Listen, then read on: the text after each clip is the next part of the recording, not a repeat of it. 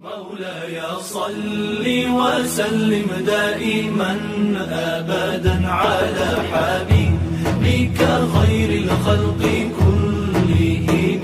مولاي صل وسلم دائما أبدا على. بسم اللہ الرحمن الرحیم. آج کی حدیث استغفار کی فضیلت.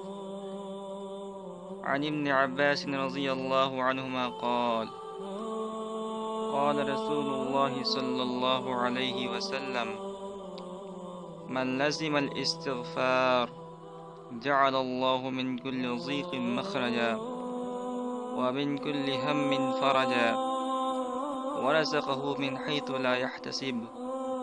رواہ ابو داود. ترجمہ. سیدنا ابن عباس رضی اللہ عنہ فرماتی ہیں کہ رسول اللہ صلی اللہ علیہ وسلم نے ارشاد فرمایا کہ جو شخص استغفار کو لازم پکڑے گا اللہ تعالیٰ ہر تنگی سے اس کے لیے راستہ نکالیں گے، ہر غم سے اس کو نجات دیں گے اور ایسی جگہ سے اس کو رزق دیں گے جہاں سے اسے گمان بھی نہیں ہوگا. اس حدیث کو امام ابو داود نے اپنی سنن کے اندر روایت کیا ہے.